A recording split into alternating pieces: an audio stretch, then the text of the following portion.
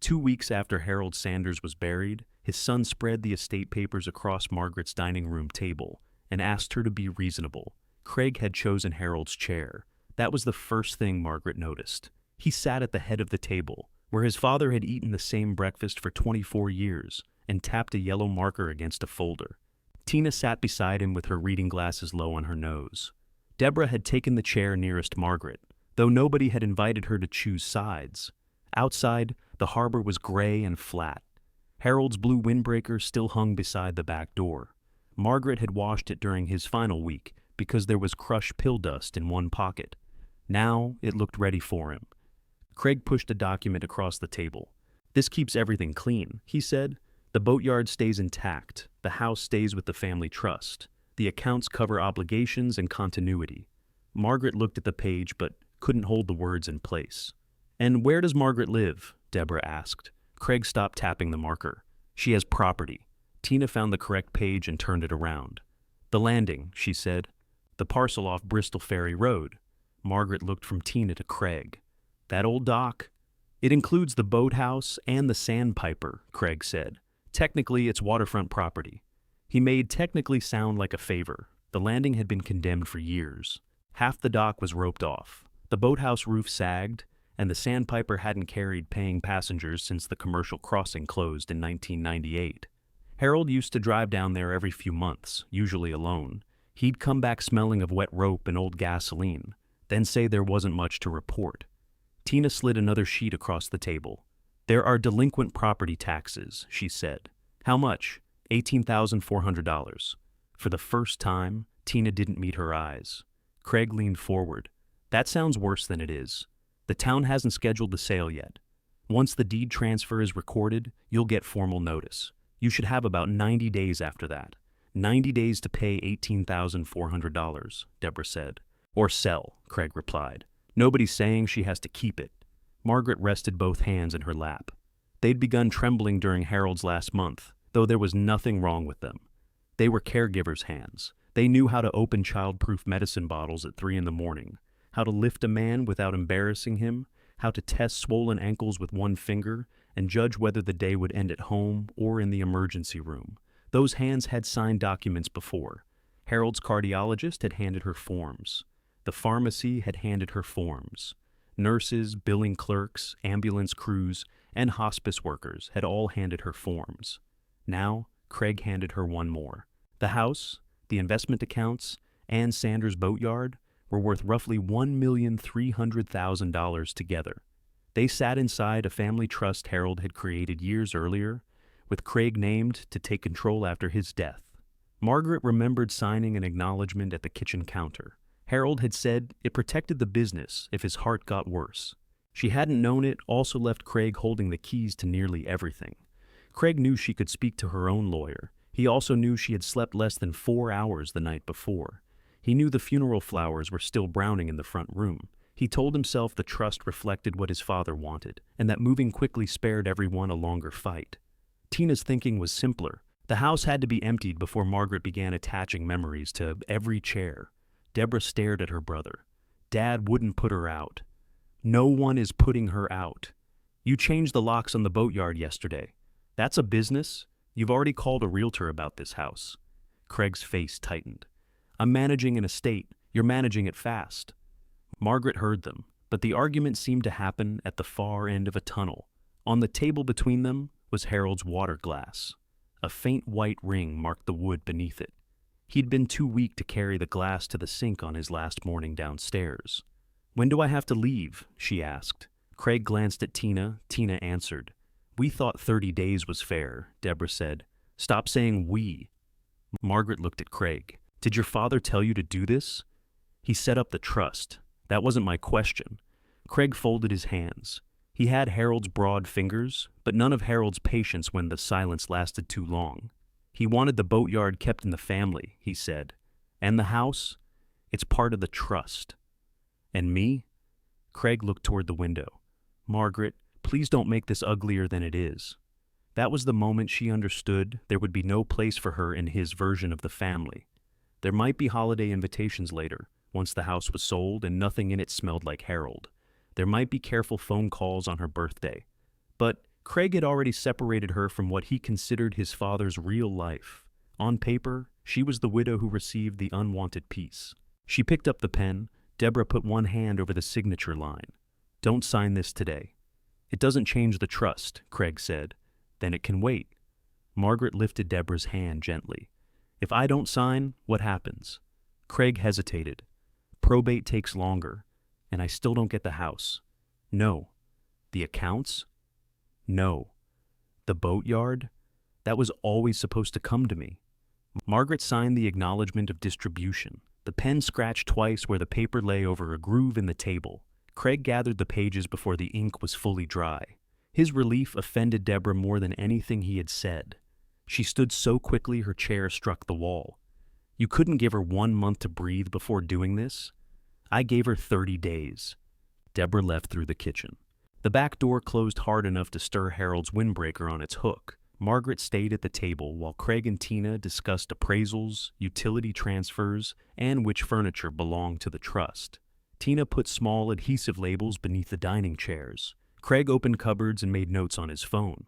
They lowered their voices around Margaret, as if consideration meant letting her witness the removal quietly. A year earlier, Craig had rarely entered the house without being asked twice. Harold's heart failure began in 2023. With breathlessness he tried to hide. He stopped halfway from the driveway to the kitchen one November afternoon and pretended to inspect the gutter. Margaret stood at the door holding 2 grocery bags and watched him wait for his own lungs. "Come inside," she said. "I am coming inside. You're standing under the gutter. There's a loose bracket." "There is not."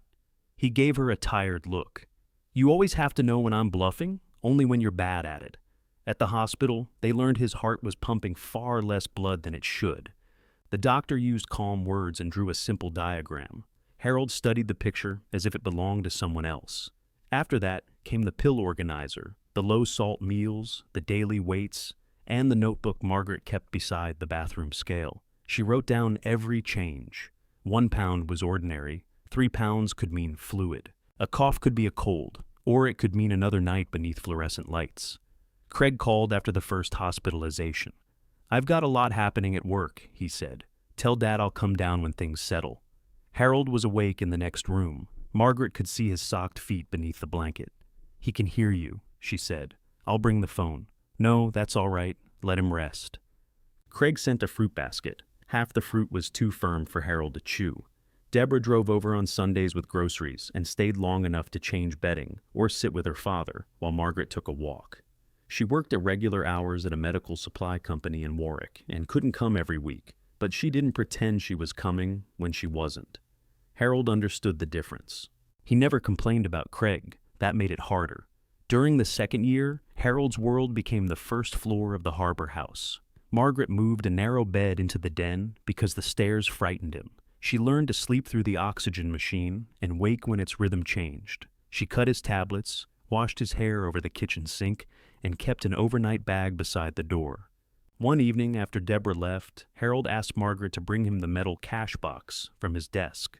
The box contained insurance papers, an old photograph of the sandpiper, and a stack of tax notices for the landing. "You've been paying these?" Margaret asked. "When I could. There are penalties. I know. You should have told me. I'm telling you now." Harold was 67 then, though illness had changed his face so quickly that strangers sometimes spoke to him as if he were much older. Margaret never did. She waited while he caught his breath. "The landing's no good to Craig," he said. "It's no good to anyone. The doc's condemned." He almost smiled. "That's what people think. What does that mean?" Instead of answering, he closed the cash box. "Don't let Craig sell it. Why would Craig have anything to do with it?" Harold rubbed the center of his chest with 2 fingers. "It comes to you." Margaret thought he was speaking out of fear. By then, he worried about leaving tasks unfinished. He worried about the furnace filter and the boatyard payroll. Once, he woke her because he couldn't remember whether he'd renewed the registration on a truck sold 6 years earlier. She put the box back in his desk. "We'll deal with all that when you're stronger." He watched her leave the room. He knew he wasn't getting stronger, and in that moment, he understood she wasn't ready to know it. Harold died on a rainy morning in late 2025. Margaret had been awake beside him most of the night. Just before dawn, he asked her to open the curtains. "There's nothing to see," she told him. "It's pouring. I know what rain looks like." She opened them anyway. The harbor was barely visible. Harold looked toward the window, then toward Margaret. "You stayed," he said. "Of course I stayed." He seemed to want to say something more. His fingers pressed weakly against her wrist, then relaxed. For weeks afterward, Margaret kept waking before his medication times. At 6, she reached toward the pill organizer. At 8, she listened for the bathroom door. At midnight, she sat upright because the oxygen machine had gone quiet, though the machine was no longer in the room. People brought casseroles. Craig took charge of the funeral home. Tina selected flowers and corrected the spelling on the service cards. Deborah washed cups and answered the door. Everyone found a useful task except Margaret, whose task had ended. Then came the family meeting. After Craig and Tina left that afternoon, the house was strangely tidy. They had taken the estate folders, labeled the furniture, and removed Harold's laptop. The water glass remained. Margaret went to his desk. The drawers had already been searched for financial records, but Craig had left a shallow tray filled with pencils, rubber bands, and old business cards. Beneath the tray was an index card folded in half. Margaret recognized Harold's handwriting immediately. His hands had been unsteady by then, so the words leaned downhill. "Don't let them sell it. It was always going to be yours. There was nothing else. No explanation, no map, no mention of what she was supposed to do with a condemned dock, a rotting ferry, and a tax debt larger than her savings." She read the card 3 times. Then she placed it in the pocket of her blouse. For the next several months, grief made small decisions feel larger than they were. Margaret rented a furnished room from a widow named Helen Carter, who lived above a pharmacy in Bristol. She took 1 suitcase, 2 boxes of clothes, Harold's photograph, and the chipped green bowl they used for car keys. Craig sold the harbor house in early 2026. He said the trust needed liquidity. Tina held an estate sale on a Saturday when Margaret knew she'd be working a temporary shift at a home health office. Deborah went instead and bought back Harold's windbreaker for $6. She brought it to Margaret that evening. "You shouldn't have had to buy it," Margaret said. "I know." They sat on Helen's narrow sofa, with the jacket between them. "Come live with me," Deborah said. "I've got the spare room. For how long? As long as you need." Margaret touched the worn cuff. "That's kind, but I don't want my whole life to become something people are kind enough to fit around." Deborah didn't argue. She understood that Margaret wasn't refusing her. She was trying to locate the part of herself that could still choose. The formal tax notice arrived the following week. The transfer of the landing had finally been recorded. The town gave Margaret 90 days to pay $18,400, plus current charges, or the parcel could be placed into a tax sale. Craig called that night. "You got the notice?" "Yes. I know someone who might take the parcel for the debt." "Who?" "A salvage buyer." "What would he do with it?" "Strip the sandpiper, pull whatever lumber is usable, then probably walk away." Margaret looked at Harold's card on the small table beside her. "You said it was waterfront property. It's a condemned strip with a wreck tied to it. That's not how you described it when you wanted me to sign." Craig exhaled. "I was trying to make the best of an awkward situation." "For whom?" There was a pause. "Don't turn this into something Dad intended," he said. "He left you the landing because he couldn't put it in the trust. It had environmental problems. He was protecting the business." Craig believed enough of that to sound convincing. He had grown up hearing that the old ferry operation was a failure, that the dock fire had ended it, and that Edward Sanders had wasted money keeping the property. Craig thought his father had inherited an embarrassment and passed it to Margaret because there was nowhere else to put it. Margaret said, "Your father told me not to let anyone sell it." "When?" "Before he died." "What exactly did he say?" She folded Harold's card and closed her fingers around it. "He said enough. Margaret, if there were anything valuable down there, I'd know. You didn't know what time his evening medicine was. That's not fair." "No," she said, "it isn't." She ended the call before he could answer. The next morning, she packed the suitcase again. She added work gloves, a flashlight, bottled water, a screwdriver, and the small first aid kit she'd kept for Harold. Helen watched from the kitchen doorway. "You going somewhere? To look at what I own?" Helen glanced at the rain clouds over the roofs. "Take my thermos." Margaret drove south along Bristol Ferry Road in her old silver sedan. The road descended toward the East Passage, with the Mount Hope Bridge rising pale through the morning haze. She had passed the turn to the landing many times during her marriage. Harold usually drove. He never invited her to come along, and she never asked why a man with a failing dock needed so many private visits. The gate stood open when she arrived. One hinge had torn away, leaving it tilted into the weeds. A town notice was fastened to the chain-link fence beneath a sheet of cloudy plastic. Unsafe structure. Entry. Prohibited beyond posted barrier. Margaret parked beside the old boathouse. Wind pushed damp air through the broken boards. The roof had dropped several inches at one corner, and the door was swollen shut. Beyond it, the dock reached into the bay in a crooked line.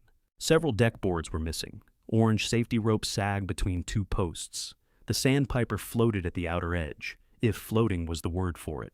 Its white paint had gone gray. The cabin windows were filmed with salt, and one section of railing leaned outward. Ropes dark with algae held the ferry against what remained of the pilings. Margaret stood beside her suitcase and listened to the hull knock softly against the dock. This was what Craig had left her. $18,400 in taxes, 90 days. A condemned landing. A ferry that looked one hard storm away from sinking. She took Harold's card from her pocket. Don't let them sell it. It was always going to be yours. All right, she said to the empty dock. Then you better have had a reason. She carried the suitcase to the boathouse and pulled on the door. The lower hinge broke free. The door dropped toward her, heavy and sudden, and Margaret stepped aside just before it struck the ground. Inside, rainwater covered half the floor. A rusted electrical panel hung open on the wall. The only cot had collapsed beneath a section of ceiling plaster. There was no working light, no heat, and when she turned the faucet beside the utility sink, it coughed brown water once and stopped. Behind her, the wind shifted. A loose dockboard lifted, slapped down, then lifted again. Margaret set the thermos on a dry shelf. She changed into her work gloves, found a length of rope in the corner, and walked back outside. Before she could save anything hidden at the landing, she would have to keep the landing itself from falling into the bay. She started with the loose board because it was the thing most likely to injure her. The rope she'd found was stiff with salt, but it held. Margaret threaded it through a hole in the board, tied the other end to a sound post, and pulled until the warped plank settled against the dock frame. She couldn't nail it properly without stepping beyond the barrier. For now, it wouldn't lift in the wind. Next, she dragged the fallen boathouse door beneath the overhang. The bottom edge caught in mud. She stopped twice to rest her back, then used a broken length of pipe as a lever.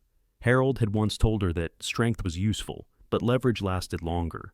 She'd rolled her eyes because he said things like that while watching other people move furniture. By noon, the doorway was covered with a sheet of plywood she found behind the cot. It wasn't secure. A determined person could have pulled it away with one hand, but it kept the rain from blowing straight inside. Margaret sat on an overturned bucket and poured coffee from Helen's thermos. Her gloves were wet through. Mud marked one trouser leg from ankle to knee. She had accomplished almost nothing, yet the boathouse no longer looked entirely untouched. That mattered more than she expected. Her phone rang. Deborah's name appeared on the screen. "Where are you?" Deborah asked. "At the landing?" There was a short silence. "Inside the condemned part?" "Near it." "Margaret." "I'm not climbing onto the ferry." Another gust came off the bay. The sandpiper struck a piling with a hollow wooden knock. Deborah heard it. "What was that?" "The boat?" "That didn't sound good. It's still floating." "That is a very low standard." Margaret smiled despite herself. "I'm looking around, that's all." "Do you want me to come?" Margaret looked at the broken doorway, the water on the floor, and the orange rope along the dock. Deborah would come if asked. She would cancel whatever she'd planned, bring food, and spend the afternoon worrying over every rotten board. "Not yet," Margaret said, "but I need a name, someone who knows old docks. Craig uses a marine contractor. I don't want Craig's contractor." Deborah understood that immediately. Dad used to call a mechanic in Tiverton, Vernon something. Vernon Shaw? Yes, you know him? I met him at Edward's funeral. Margaret remembered a square man with white hair and grease beneath his nails. He'd stood near the back of the church and cried without hiding it. Afterward, he told her Edward Sanders had taught him how to rebuild a marine engine and how not to cheat a customer. "I think Harold kept his number," she said. "Do you want me to find it?" "I'll look." This was her first deliberate decision about the landing. She wasn't going to ask what Craig thought she should do. She wasn't going to call a salvage buyer or place an advertisement. She would learn what could be saved before deciding what it was worth. Deborah said, "Promise you'll leave before dark. I'll leave before dark. And don't go past the rope. I heard you the first time. You heard Dad the first time, too." It never stopped him repeating himself. When the call ended, Margaret went through the boathouse carefully. Most of what remained had little use. There were cracked life jackets, empty oil cans, 2 bent oars, and a metal cabinet whose bottom had rusted away. A mouse had made a nest inside a coil of signal flags. On the back wall, beside an old wall telephone, someone had written numbers directly onto the plywood. Fuel supplier, pump service, Coast Guard, Vernon Shaw, marine repair. The last 4 digits had faded beneath a water stain. Margaret photographed what remained, then called information from her car. There were 3 Vernon Shaws listed in Rhode Island. The first number had been disconnected. The second belonged to a dentist's office. The third rang 6 times before a man answered. "Shaw. Is this Vernon Shaw, the boat mechanic? Depends who's asking." Margaret Sanders. He didn't answer at once. "Harold's? Margaret? Yes. I heard about Harold. I meant to come by. You came to the funeral. I meant after. It's all right." "No, it isn't. People say they'll come after, then the funeral ends and they go back to their own lives." Margaret let that sit between them. "I'm at the landing," she said. "Why? It belongs to me." Vernon made a quiet sound that wasn't quite surprise. "Harold finally did that then. You knew?" "I knew he wanted you to have it, didn't know how he'd arrange things. He arranged the part nobody else wanted. What's Craig got? The house, the accounts, and the boatyard." Another silence followed, different from the first. Vernon said, "That boy always did like a clean shirt more than clean hands. He's 42. Still Harold's boy to me." Margaret looked through the windshield toward the sandpiper. "The dock is failing. The power's disconnected, and I don't think the bilge pump is running. The sandpiper's sitting low? I don't know what low looks like. Can you see the black stripe near the stern?" She walked to the fence. "Part of it. How much? Maybe the width of my hand. That's low. Don't get aboard. I'll come." "You don't have to come today." "I know." He arrived 40 minutes later in a red pickup with mismatched doors. A small utility trailer followed behind it, carrying a portable pump, lumber, and 2 plastic fuel cans. Vernon climbed out slowly and stood with one hand on the truck door until his right knee settled. At 68, he was broader than Margaret remembered. His hair was now completely white, but the grease beneath his nails hadn't changed. He looked at her suitcase through the car window. "You living here?" "I hadn't decided. Decide against it for tonight." "That bad?" "That roof could hold 6 months or 6 minutes."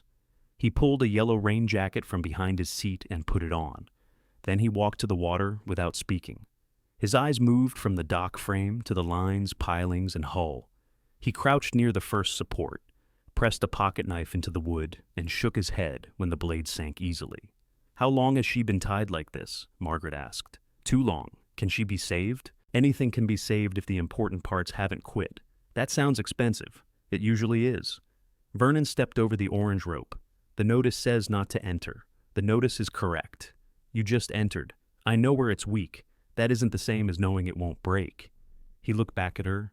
"You always talk to Harold this way?" "Usually." Explains why he made it to 67. Vernon tested each board before shifting his weight. He reached the first cleat, knelt, and examined the rope holding the sandpiper's bow. The line had rubbed nearly halfway through. "Good thing you came today," he said. Another windy night, and she might have torn loose. He returned to the truck for a life vest and a coil of new rope. Margaret followed as far as the barrier. "Tell me what to do."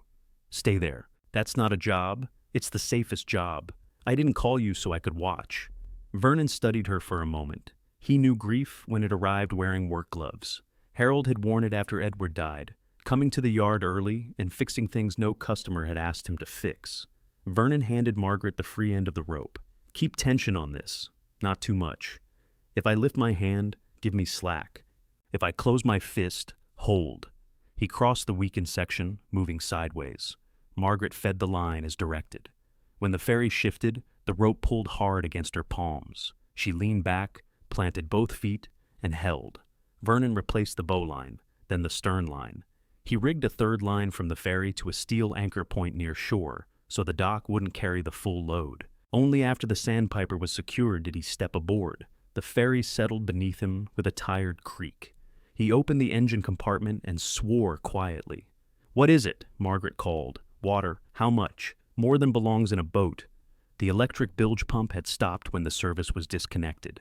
A smaller backup pump was clogged with leaves and oily debris. Vernon carried the portable pump down from his trailer, but the hose wouldn't reach from solid ground. Margaret found another section in the boathouse. Its coupling was the wrong size. "Can we join them?" she asked. "Not with what I brought. What size do you need?" 2-inch female coupling. Margaret searched the shelves again.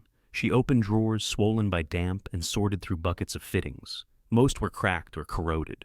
At the bottom of a wooden crate, beneath 3 spark plugs and a dead flashlight, she found a brass coupling wrapped in an old shop rag. She held it up. Vernon squinted at it. "Where'd you find that?" "In a crate." He took it from her and wiped away the green corrosion with his thumb. "Edwards," he said. "You can tell?" He marked everything. A small letter S had been stamped into the brass. The coupling fit. The portable pump coughed, rattled, then drew a stream of brown water from the sandpiper's hull. It emptied through the second hose into the bay. Vernon watched the level drop while Margaret held the discharge line away from the mud. "Is that oil?" she asked. "Some. We'll use absorbent pads before we do this again. Today we keep her off the bottom." They worked until late afternoon. Margaret made 3 trips to a marine supply store for hose clamps, absorbent pads, and a heavier extension line. Vernon refused payment for his time, but accepted cash for the supplies. When the hull was clear enough to inspect, he found 2 leaking seams and packed them temporarily. He disconnected the dead electrical pump, cleaned the backup, and wired it to a marine battery from his truck. "That buys a little time," he said. "How much?" "If the rain stays light, maybe a week. If we get a hard storm, less." "What would it take to make her safe?" "A haul out, hull work, new pumps, and money you haven't told me you have." "I don't have it." "Then we do one problem at a time." Vernon climbed off the ferry before sunset. Margaret watched the dock flex beneath him. Some pilings moved with the water when they should have remained still. He pointed toward the parking area. "You need a place to sleep. I have a rented room." "Good. Keep it. I might need to stay here once work starts. Then we make the boathouse safe enough for daylight first. Nobody sleeps under that roof until it's braced." Margaret took Harold's card from her pocket and handed it to him. Vernon read the 2 sentences. His expression barely changed, but he read them again. "When did he write this?" "I don't know. Near the end, probably." "Did he leave anything else?" "Nothing I've found." "Did he tell you why the landing was supposed to be yours?" "No." Vernon gave the card back. Margaret asked, "Did he tell you?" "No. It was true, but incomplete." Years earlier, Harold had asked Vernon whether he remembered the dock rebuild in 1994. When Vernon said he remembered every miserable week of it, Harold asked which pilings Edward had replaced personally. Vernon assumed he was checking old construction details. He had answered, then forgotten the conversation. Now the question returned to him. He walked back toward the dock. "What are you doing?" Margaret asked. "Looking." "For what?" "I'm not sure yet." He stayed on the shore side of the barrier. From there, he studied the row of pilings. Some had old metal identification plates near the tops. Others showed layers of black protective coating. Piling 3, counting from land, had a smooth casing around its upper section.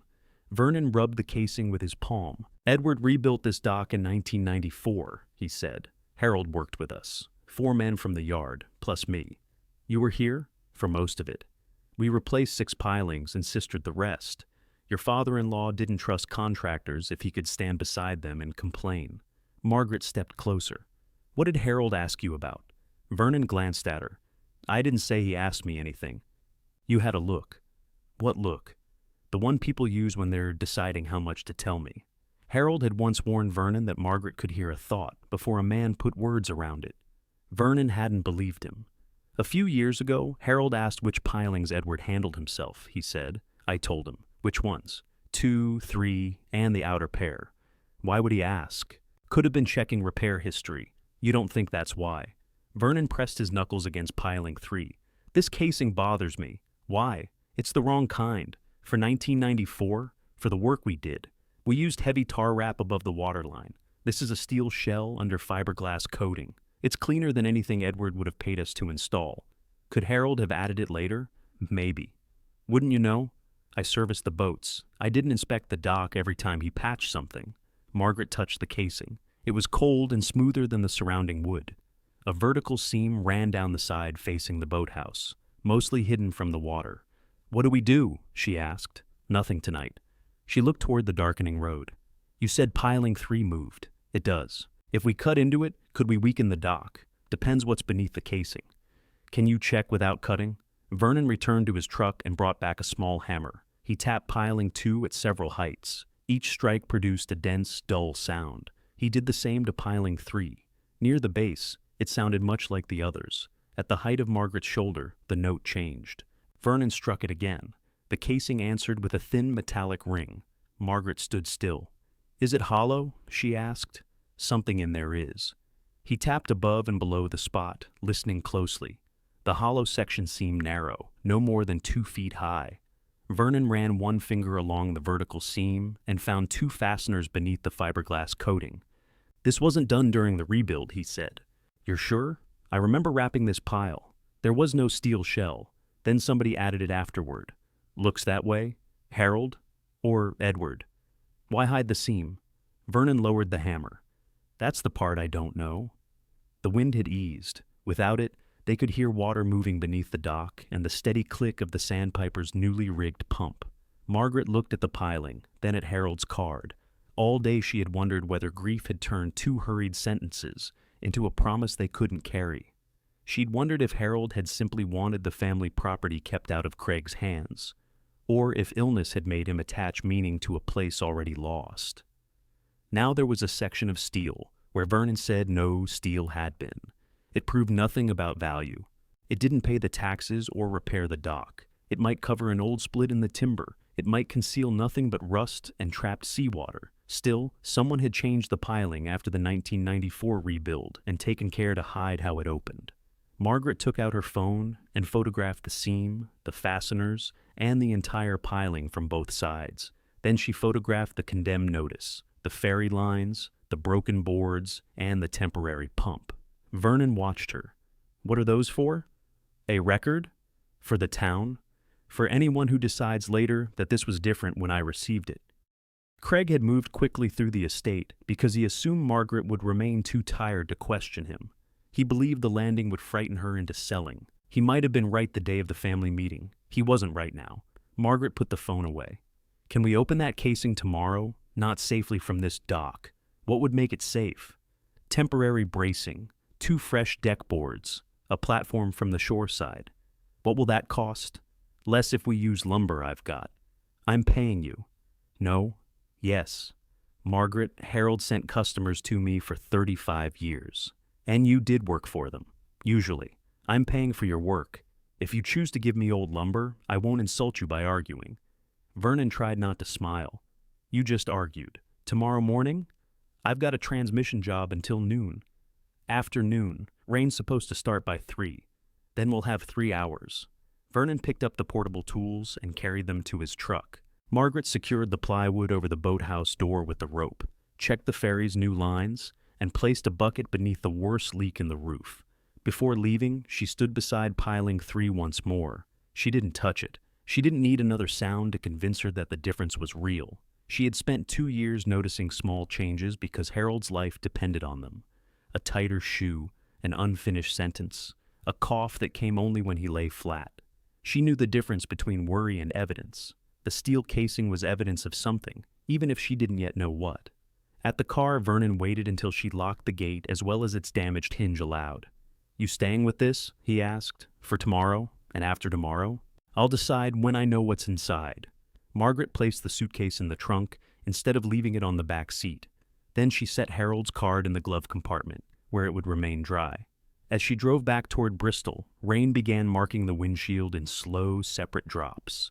Behind her, the backup pump clicked inside the sandpiper, and piling 3 held its silence until morning.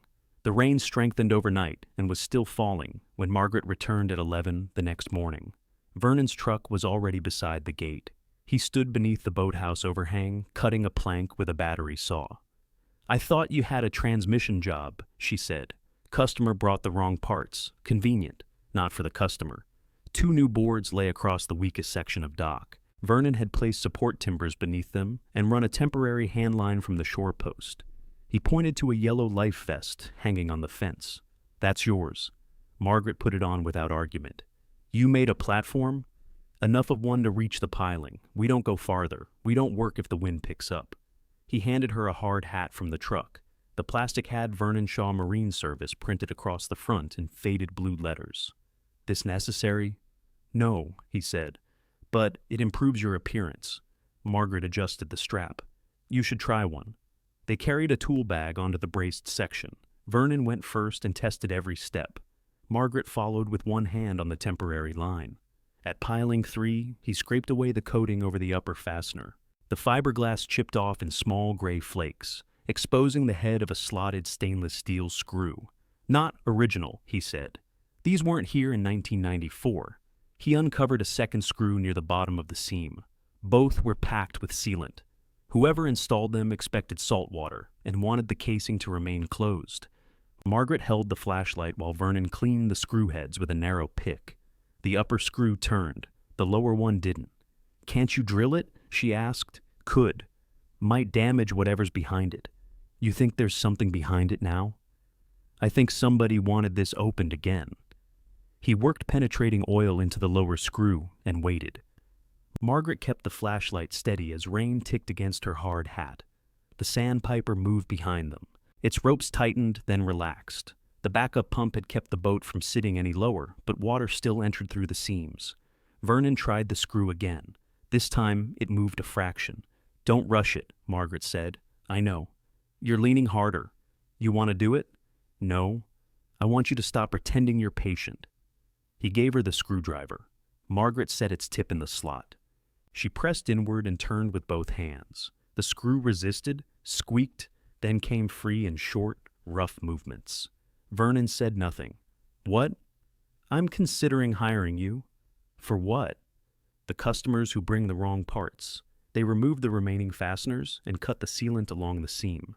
The steel section didn't fall away. It remained fitted tightly around the piling. Vernon inserted a thin pry bar near the top. "Stand back." The casing shifted with a sucking sound.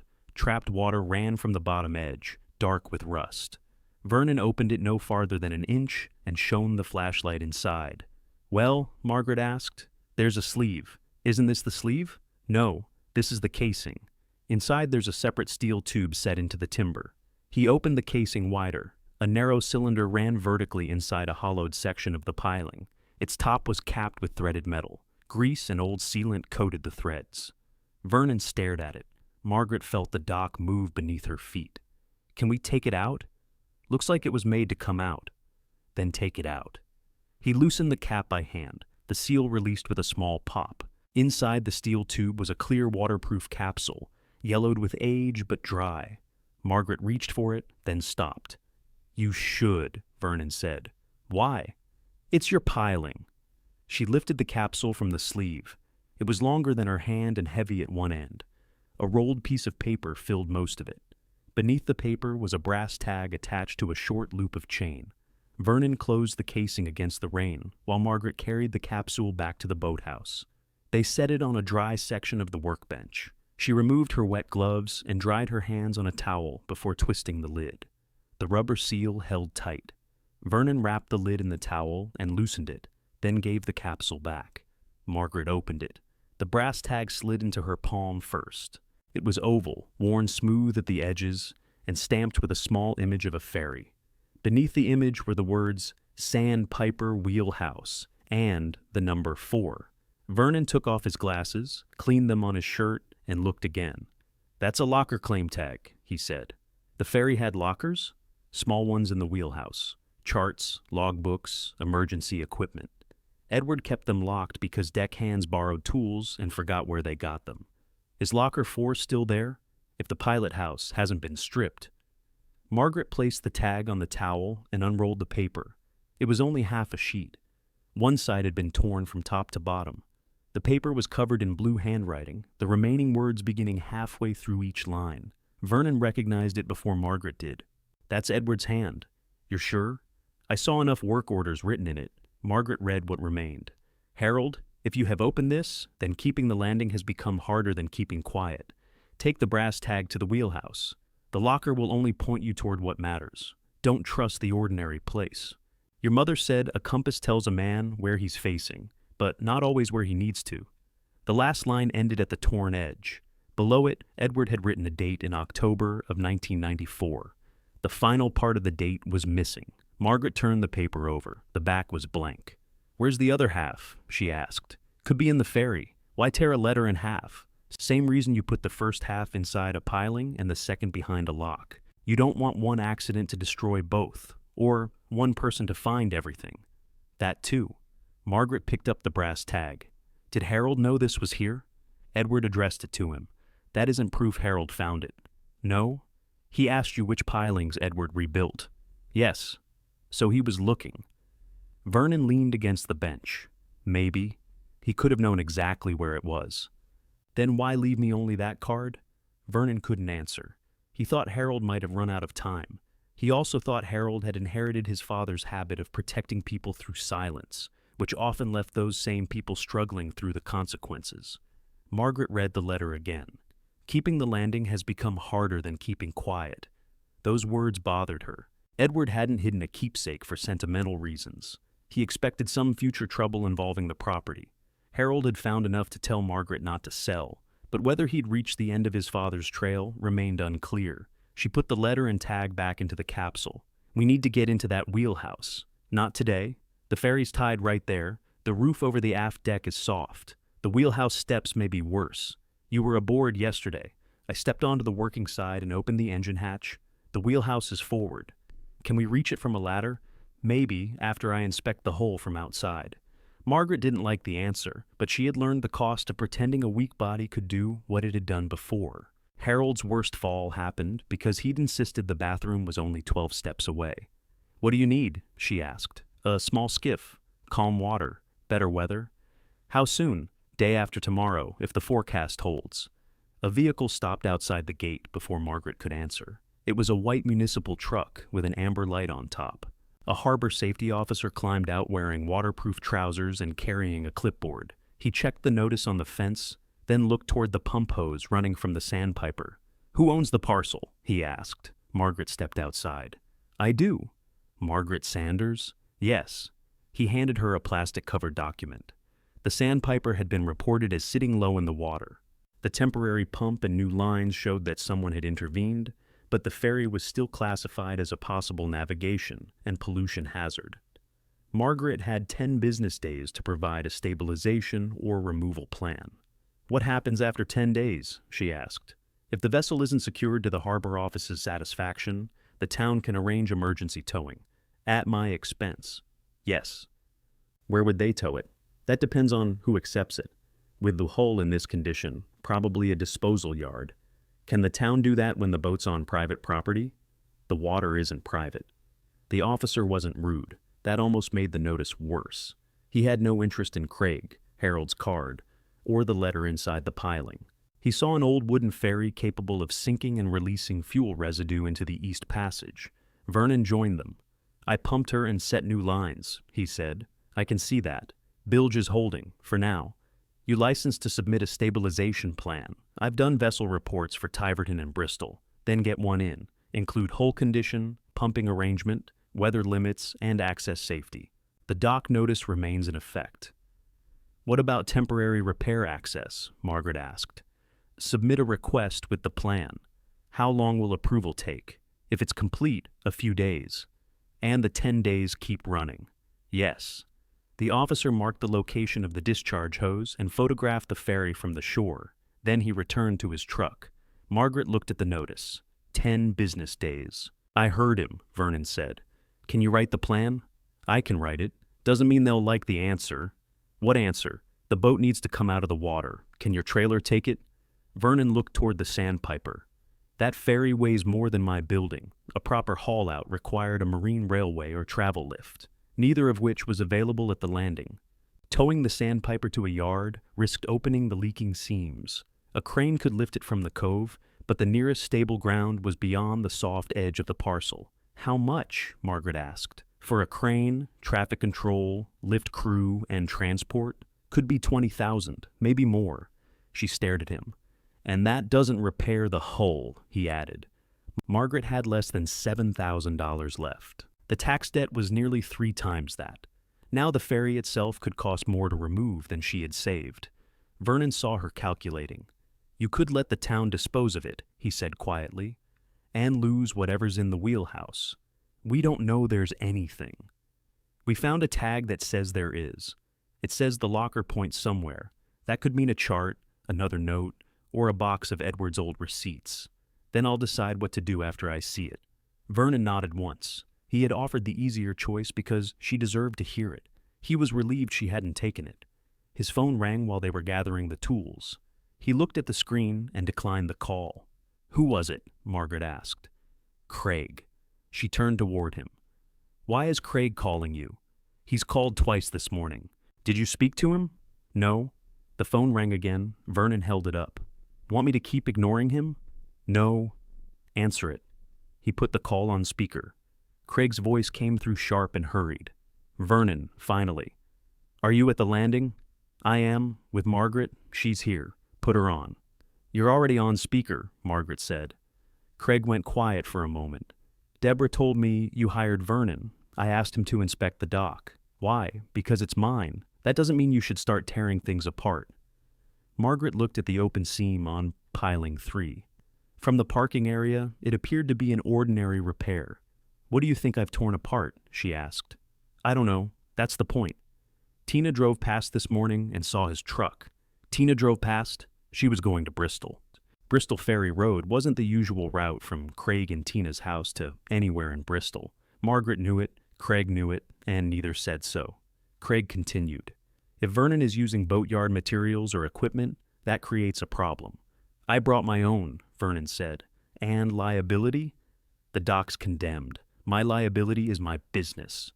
Craig's tone softened. Margaret, I'm trying to keep you from getting hurt over a piece of property you can't afford. You could pay the taxes. That money belongs to the trust that has everything else. The taxes were Dad's responsibility. They're mine now. You made sure of that. Craig lowered his voice. If you want the salvage buyer's number, I'll send it. But don't sink money into the ferry. It's finished. Margaret looked through the broken wall of the boathouse. The sandpiper rose and fell against its new lines. Rainwater ran along its windows, but the black stripe at the stern sat higher than it had the day before. Your grandfather didn't think it was finished, she said. What does Granddad have to do with this? He rebuilt the dock. Everybody knows that. Do they? Craig waited. Margaret felt Vernon watching her. She didn't mention the steel sleeve, the letter, or the brass tag. Craig still believed he was calling about rotten lumber and an old boat. She intended to let him keep believing it.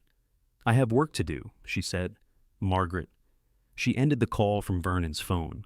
They sealed Edward's letter in a fresh waterproof bag and placed it inside Margaret's locked car.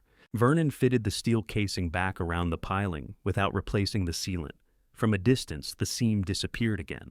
Before they left, he measured the sandpiper's freeboard and checked the battery powering the pump.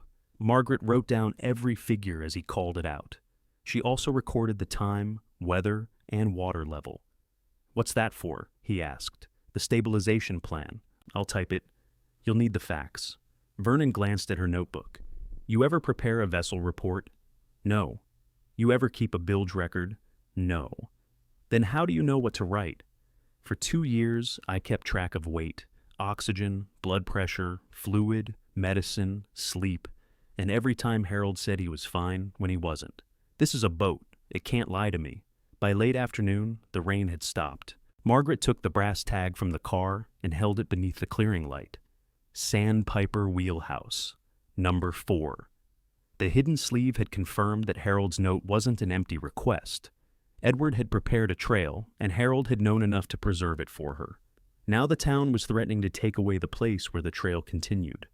Margaret put the tag in her pocket, opened her notebook to a clean page, and began listing everything required to keep the sandpiper in the cove for 10 more business days.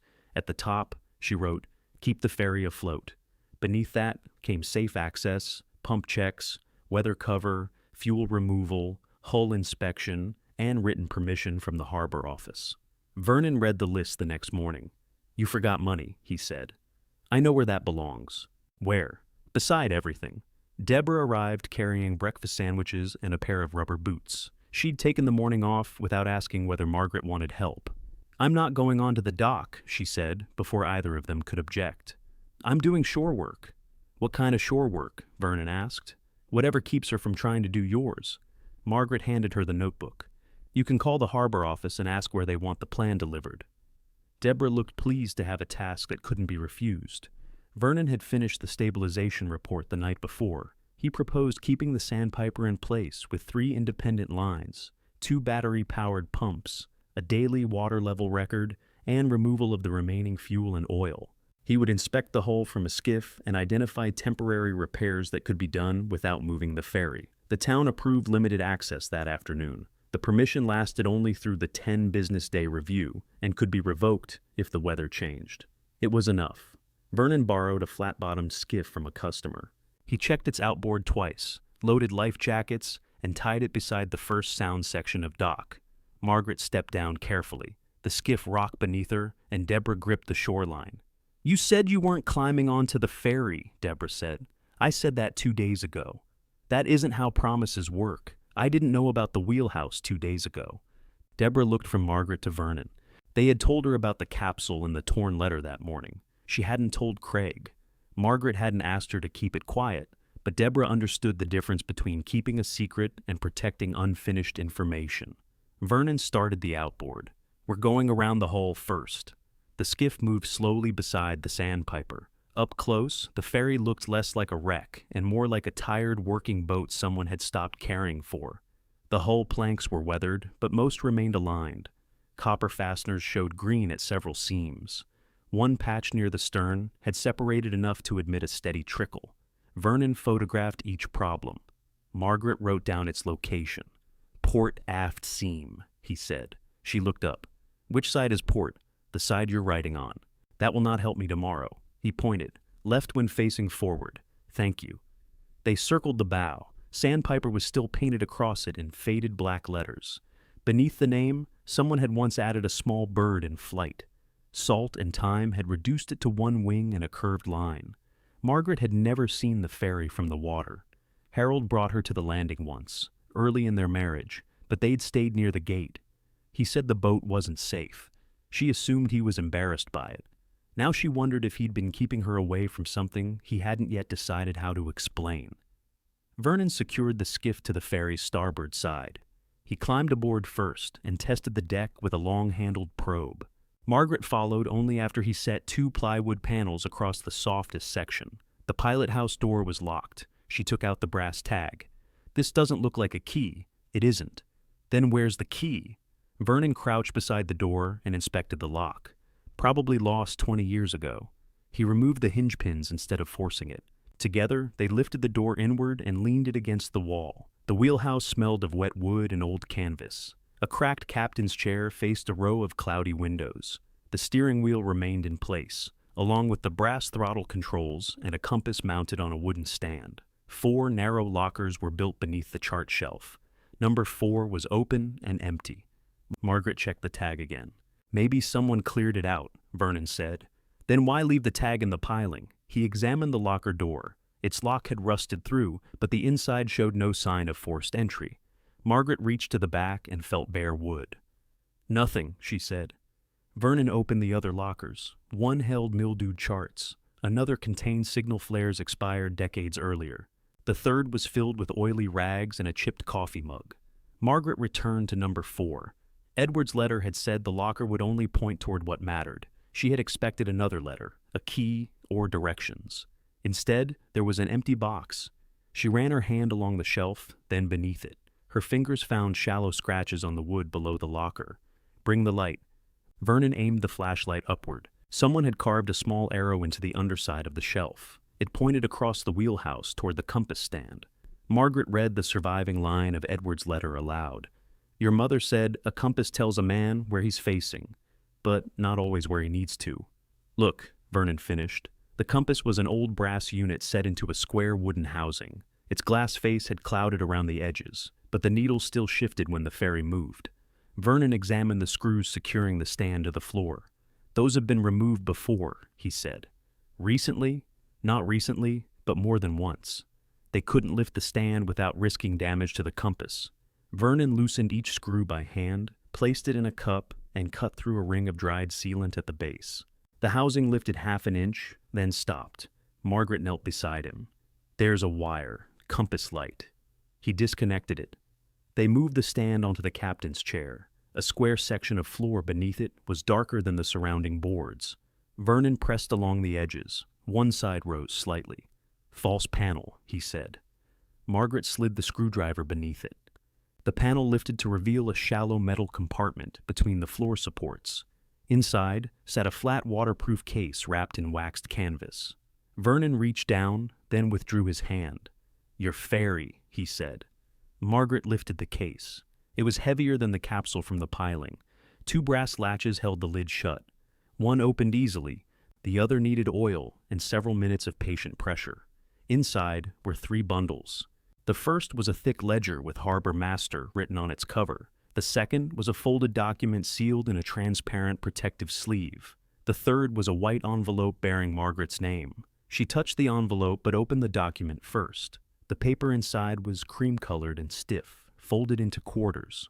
At the top was the seal of the state of Rhode Island and Providence Plantations, followed by a certification dated in 1961.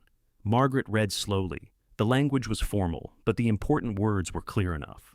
The Sanders family had been granted an exclusive and perpetual ferry landing easement at the cove off Bristol Ferry Road. The right included access from the public road, use of the landing for passenger service, and the ability to maintain, rebuild, and operate ferry structures along a surveyed strip of shore. "Perpetual means it doesn't expire," she said. "It should," Vernon replied, "depending on what happened after." "Exclusive? No competing ferry landing in the described cove." She read the next page. The easement was attached to the land, not to a particular ferry company. Transfer of the parcel carried the right with it. Margaret sat back on her heels.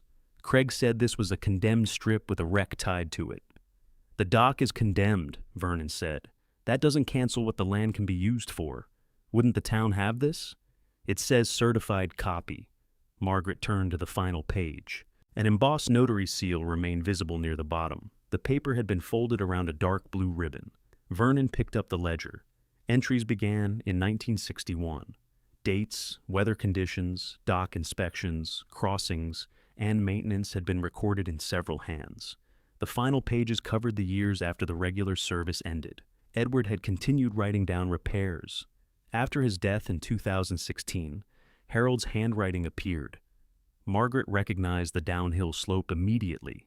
"He kept using it," she said, "checking lines, running the engine, repairing storm damage. Does that matter? It might. Old waterfront rights can be lost if they're abandoned. This shows they kept maintaining the landing." The most recent entry had been made during Harold's final summer. He'd written that the south piling was wrapped, the access gate repaired, and the sandpiper's engine turned by hand. Margaret remembered that day. He told her Deborah had taken him for a drive while Margaret was at the dentist. He returned exhausted and slept through dinner. Deborah must not have known where he asked to go or why. Margaret placed the ledger down and opened the envelope. The letter inside was written on plain white paper. Harold's hand was steadier at the beginning than at the end. "Margaret, if you're reading this, Dad's first letter did its job. I'm sorry I made you work for the rest. Dad never trusted one hiding place after the town hall fire in 1974. Records were lost, including the town's recorded copy of the ferry grant. He had this state-certified copy and hid it when we rebuilt the dock in 1994. Later, he moved it aboard the Sandpiper and left the first direction inside the piling. He believed the right was safer if nobody knew where the proof was. I believed him for too long. The landing was never part of the boatyard company. Dad kept it in his own name. When he died in 2016, it came to me separately, along with the Sandpiper and everything in her. I kept the taxes paid until my health and the hospital bills caught up with us. Craig thinks it's a debt. Let him think that until you have the papers checked. I should have told you sooner. At first I was protecting Dad's promise. Then I was sick, and every conversation felt like one more thing I was asking you to carry. You were already carrying me. This grant was made before the newer coastal rules. I was told years ago that rights like it can't be issued now. I don't know what someone would pay for it, or if you should ever sell. I only know it gives you a choice, and I wanted one part of your life to be yours, without the trust, the yard, or Craig standing in the middle. Don't accept anyone's word for what it means, including mine. Have the deed examined, use the log, make them look at the whole history.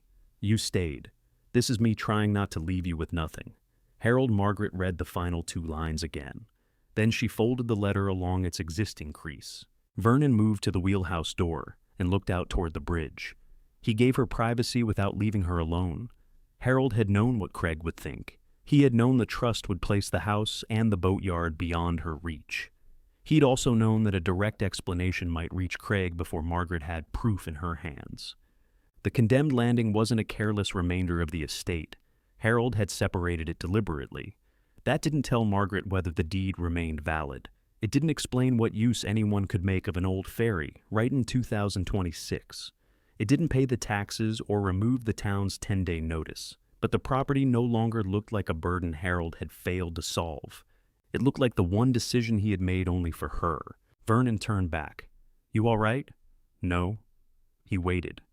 I spent a year thinking he left me the thing he couldn't fix. He should have told you. Yes. He knew that. That doesn't undo it. No. Margaret put Harold's letter into its envelope.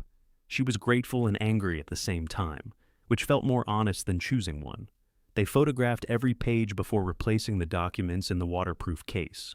Margaret kept Harold's letter with her. The deed and ledger went into a clean storage box Vernon had brought for marine records. Back on shore, Deborah saw the box and came toward them. What did you find? Margaret handed her Harold's letter. Deborah read it beside the truck. Halfway down the page, she covered her mouth. When she finished, she looked at the landing as if the shoreline itself had changed. Craig doesn't know? No. Are you going to tell him? Not until I know whether this paper does what Harold thought it did. Deborah folded the letter carefully. Who checks something like that? Vernon knew the name of a maritime title examiner in Newport. Pamela Horton had untangled ownership records for fishing piers, shoreline rights, and old boatyards. She wouldn't offer an opinion from a photograph. Margaret called from the truck. Pamela answered on the second ring. She listened without interruption while Margaret described the certified copy, the lost town record, and the maintenance ledger. Don't laminate anything, Pamela said. I won't. Don't clean the paper or press the seal. I haven't. Keep it dry, flat, and out of direct light. Can you bring it tomorrow morning? Yes. There's one more thing. Don't assume a certified copy is valid just because it looks old. Margaret looked toward the sandpiper. I'm not assuming anything anymore. That evening, she paid Vernon for the pump battery and the materials used to brace the dock. She also wrote a check for the title examination deposit. The 2 payments reduced her savings to less than $5,000. She placed the deed and harbor log inside a flat document case Deborah bought from an archive supply store. Harold's letter went into a separate sleeve. The brass wheelhouse tag remained in Margaret's coat pocket. Before locking the gate, she checked the ferry's freeboard and entered the measurement in her notebook. The number hadn't changed since morning. The sandpiper was holding. For the first time since the dining room meeting, Margaret had something Craig hadn't assigned, labeled, or explained for her. She had a document carrying the state seal, a record of 65 years of care, and Harold's own words saying the choice belonged to her. In the morning, she would find out whether anyone else had to honor it. Pamela Horton's office occupied the second floor of a narrow brick building near Newport Harbor. The waiting room had 2 chairs, a coat rack, and framed photographs of piers that no longer existed. Margaret arrived before 9. Deborah carried the document case. Vernon carried the harbor log in a padded box and refused to let it out of his hands. Pamela met them at the door. She wore cotton gloves while examining the deed beneath a wide desk lamp. First, she checked the paper against a sheet of black glass. Then she studied the embossed seal, the blue ribbon, the signatures, and the type. This is rag content paper, she said, right for the period. The certification stamp is also consistent with state copies issued in 1961. Could someone have made it later? Margaret asked. Someone could imitate the appearance. They'd have a much harder time matching the paper, ink, ribbon, seal pressure, and notary commission. She compared the notary's name with a reference ledger on her shelf. The commission was active when this was signed, she said. So it's real? The document itself appears genuine to the period. That isn't the same as proving the right remains enforceable. Margaret had expected the warning. It still tightened something in her chest. Pamela opened the harbor log next. She read entries from the first year, the dock rebuild in 1994, the commercial closure in 1998, and Harold's later maintenance visits. This helps, she said. How much? Vernon asked. It shows the family didn't simply walk away. With old shoreline rights, continuous use and maintenance can matter as much as the original paper. The ferry stopped running, Margaret said. The commercial service stopped.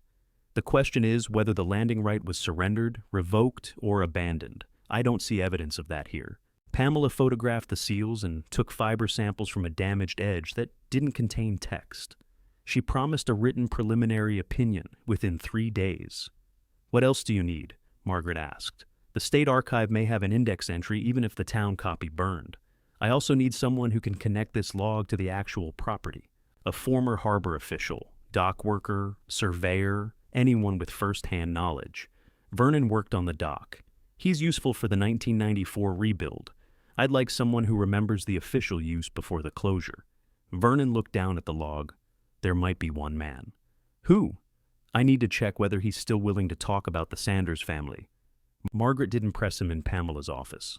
Vernon had given her enough to know there was history he preferred to approach carefully.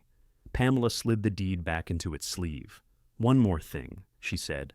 Don't discuss the original with anyone who doesn't need to know. If this easement is what it appears to be, the paper isn't valuable because it's old. It's valuable because it may prove a right that can't be recreated. Margaret held Pamela's gaze. Harold said newer coastal rules wouldn't allow it now. That's generally correct. Modern permits can authorize a landing, but an exclusive perpetual easement granted before the current system is a different animal. How valuable? I examined title. I don't price ferry terminals. The answer followed Margaret all the way back across the bridge. That afternoon, the local news sites carried a short announcement from Bay Crossing Transit. The company was studying commuter service across the East Passage to reduce traffic pressure near the Mount Hope Bridge. It needed an existing landing site with historic commercial access, adequate road connection, and a waterfront right that predated modern coastal restrictions. The announcement didn't mention Margaret or the deed. It did mention the old Sanders ferry route. By 5, a reporter had photographed the sandpiper from the public roadside.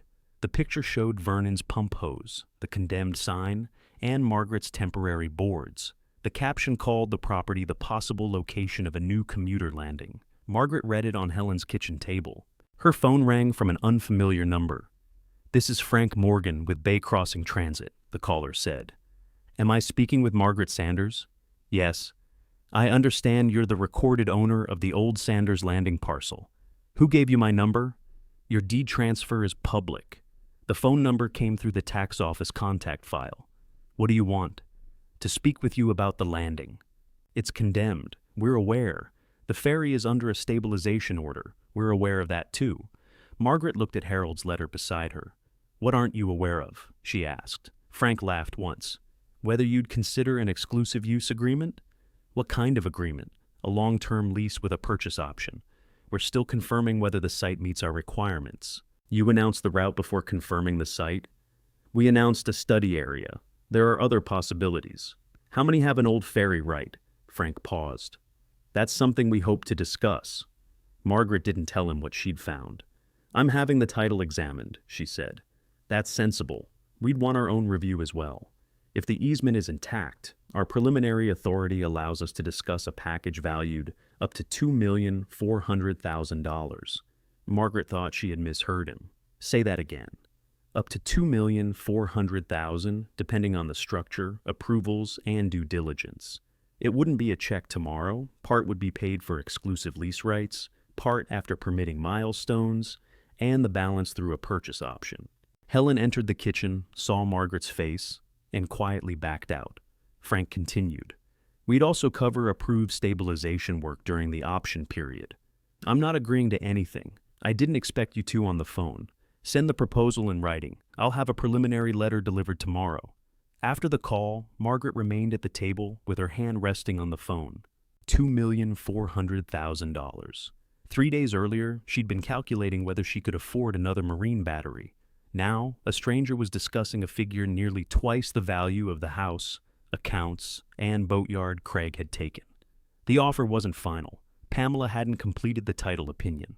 The town hadn't accepted the ferry plan. Margaret knew all of that. Still, the difference between $18,400 in debt and $2,400,000 in possible value was large enough to bring Craig back before dinner. He arrived with Tina. Deborah was already there. She'd come after seeing the news and was reading Bay Crossing's announcement on her phone. Helen opened the apartment door, took one look at Craig, and said, "You may use the kitchen. I'm not leaving my own home." Craig stepped inside. "This is family business. Then behave like family." Tina carried a leather folder beneath one arm. She remained near the door. Craig looked at Margaret. "Did Bay Crossing contact you?" "Yes." "What did they offer?" "A conversation. The report says they need the ferry easement. So, you have it?" Margaret said nothing. Craig's eyes shifted to Harold's letter on the table. Deborah picked it up and placed it inside her bag before he could read the first line. "What was that?" he asked. "Dad's," Deborah said. "You found documents at the landing," Craig said. It wasn't a question. Margaret looked at Tina. "You drove past twice in 2 days." "I was curious," Tina replied. "You weren't curious when you gave me the property. We didn't give it to you. Harold's will did. You called it a debt. It was a debt based on everything we knew. And now?" Tina set her folder on the table. "Now there may be a commercial opportunity that affects the whole Sanders estate." There it was, not concerned for Harold's intent or the history of the landing. The value had changed, so Tina wanted the meaning of ownership change with it. Craig pulled out a chair but didn't sit. "If Dad had a ferry right, it belongs with the boatyard," he said. "That was always the family operation. The landing was never part of the company." "How do you know?" Harold told me. "When?" "In a letter." Craig's face shifted. "He left a separate letter?" "Yes." "Why wasn't it produced in probate?" "It was hidden inside the sandpiper." Tina opened her folder. "Any estate document found after distribution has to be reviewed. It isn't a will. What is it?" Harold's explanation. "Of what?" Craig asked. Margaret let the silence last. Craig placed both hands on the table. "You cannot negotiate with Bay Crossing until we know whether the trust has a claim. The trust didn't want the taxes. That's not the issue. It was the issue last week." Deborah said, "What exactly are you asking her to do?" Craig turned toward his sister. Pause. "Let the company's attorney review everything. And then, if the right belongs with the boatyard, we combine the parcels and negotiate as one entity." "Controlled by you," Margaret said. "I run the company," Tina added. "The boatyard has staff, equipment, and operating history. Margaret has a condemned dock." "She also has the deed," Deborah said. Craig stared at her. "You knew? I knew Dad wanted her protected. That isn't what I asked." "No," Deborah said. "It's the part you keep avoiding." Craig finally sat. The anger went out of his face and left something more familiar behind. He had spent his life measuring himself against Harold. He'd wanted the boatyard because it was proof his father trusted him. When the trust papers placed it in his control, Craig treated every other Sanders asset as something that should naturally follow. Margaret wasn't part of that inheritance in his mind. She was the woman who came after his mother, lived in his father's house, and managed the difficult final years he preferred not to witness. Craig appreciated what she had done, but he believed care was separate from ownership. "Dad built all of this for us," he said. "For Deborah and me. He built a life with me too. For 24 years. The yard goes back 3 generations. And the landing? The same. Then why did you leave it to me?" Craig's answer came too quickly. "Because we thought it was worthless." Tina looked at him. No one spoke. Craig seemed to hear the sentence only after it was out. He rubbed his forehead. "I mean, financially," he said. "We thought the taxes and liability outweighed the land. Taking it into the trust would have exposed the business." "So you protected yourself," Margaret said. "I protected the boatyard by putting the risk on me. You could have sold it to your salvage buyer. Yes, because that made sense then. And now it makes sense for me to hand it back.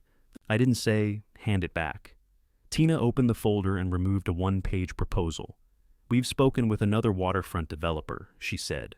A marina group that would consider a joint bid if the easement is confirmed. Craig turned toward her. Tina. What? She needs to understand there are options.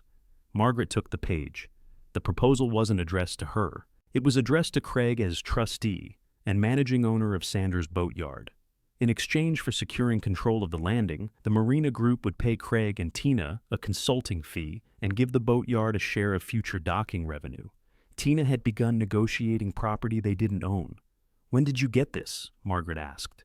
This afternoon. You contacted them after the news? They contacted us. The email printed beneath the proposal showed Tina had sent the first message 11 minutes after Bay Crossing's announcement. Craig hadn't known that. His anger toward Tina was brief, then practical. The rival proposal gave him another path to control, and that mattered more to him than how she'd found it. Every earlier choice clicked into place for Margaret.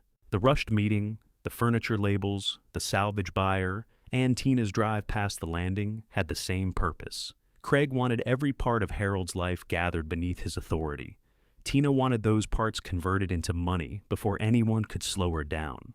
They had left Margaret the landing only because ownership looked like punishment. Now they wanted to revise the punishment after learning it might be a gift. Margaret returned the proposal to Tina. You should leave. Craig stood. My attorney will need copies of whatever you found. No? You signed an estate distribution acknowledgement for the distribution you described. If Dad concealed an asset, probate can reopen. He didn't conceal it from the estate. He owned it separately and left it to me. That's your interpretation.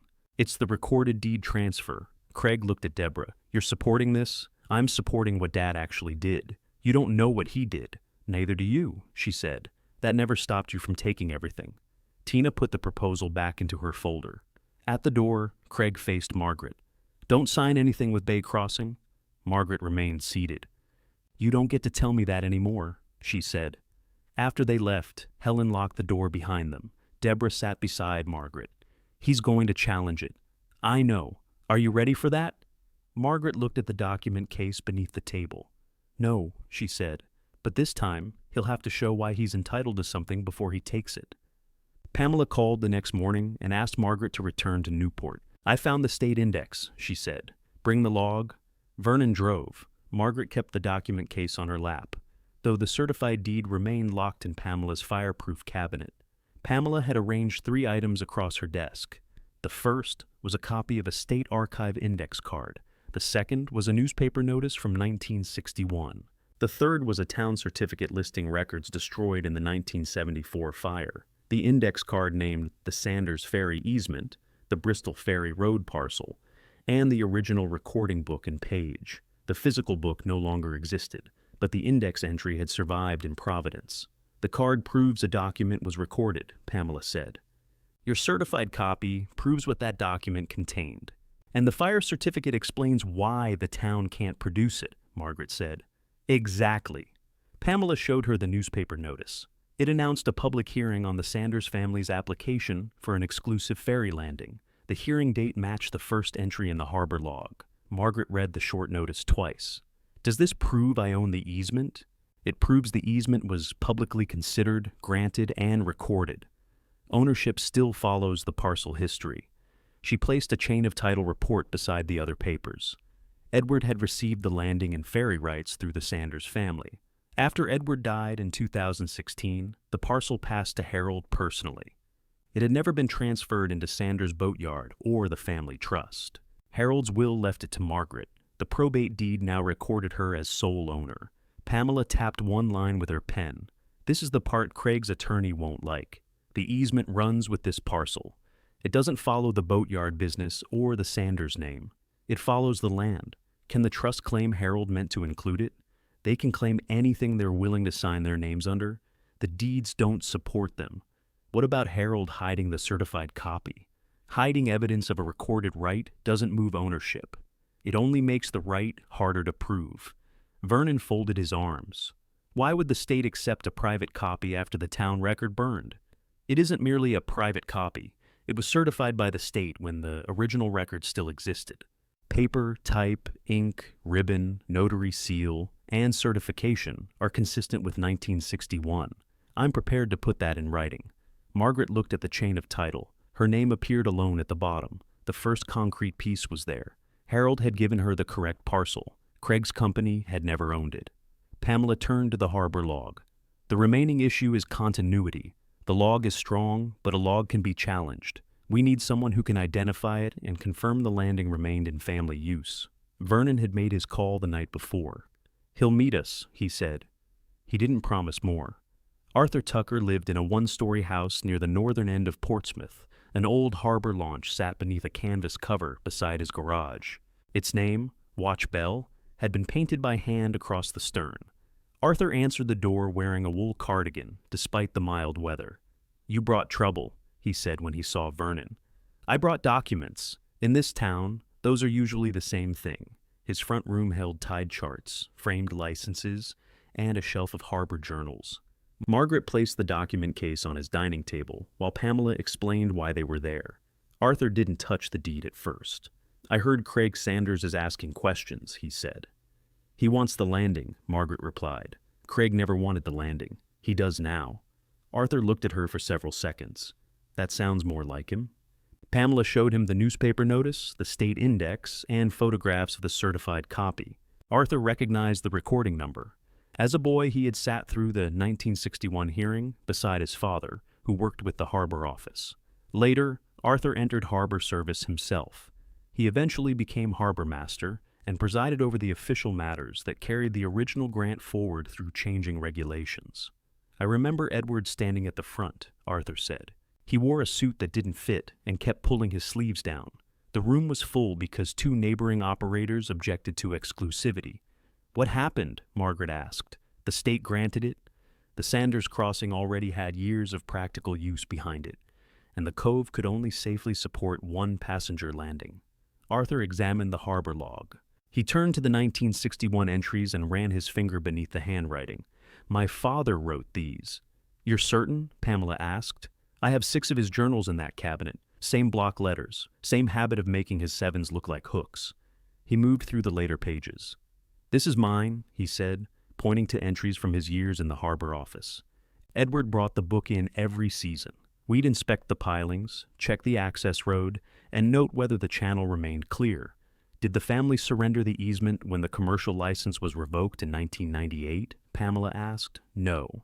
The license covered passenger operations. The landing right was separate. Was the landing abandoned?" Arthur almost laughed. "Edward wouldn't abandon a bent nail if he thought it belonged to him." He read Harold's maintenance entries more slowly.